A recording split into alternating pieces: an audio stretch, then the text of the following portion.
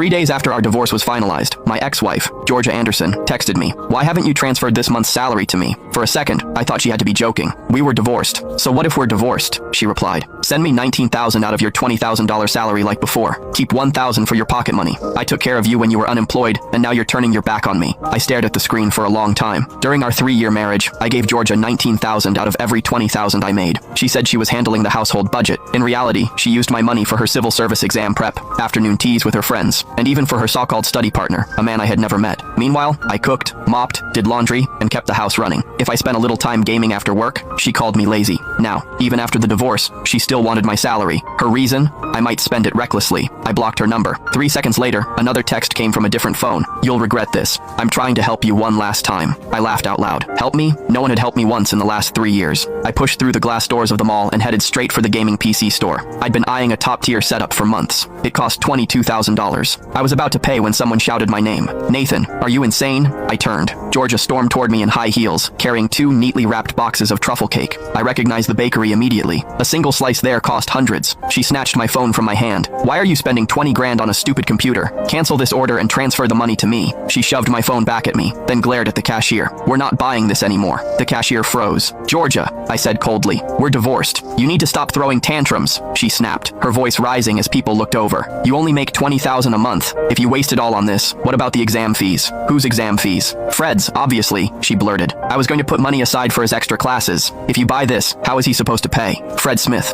her study buddy for the last 3 years, the man I had never met. I felt sick. For 3 years, I lived on cheap takeout and worked late into the night until I developed gastritis. Also, I could hand her $19,000 a month, and she had been feeding another man with it. My silence seemed to encourage her. Her voice softened, and she reached up to smooth my collar the way she used to. "Nathan, I know work has been stressful lately, but you have to look at the big picture. Once Fred passes the exam, he'll remember how good you were to him. And when you get promoted and make more money, I'll give you more pocket money so you can buy this computer later, okay?" The sheer shamelessness of it made my stomach turn. I stepped back. "Don't touch me. You're disgusting." Her hand froze in midair, and her face flushed red. "Nathan, stop being ridiculous. Besides gaming, what can you even do? You have no ambition. No wonder you still work for someone else. I'm teaching you how to manage money because otherwise you'd just waste it." I didn't answer. I pulled out my backup phone, opened my virtual card, and handed it to the cashier. "Tap this." Beep. "Payment successful. $22,000. Georgia's eyes widened. "How do you have that much money? Isn't your salary with me?" I took her phone, opened her banking app, found the subcard linked to my account, and removed it right in front of her. "Done. I was blind before," I said.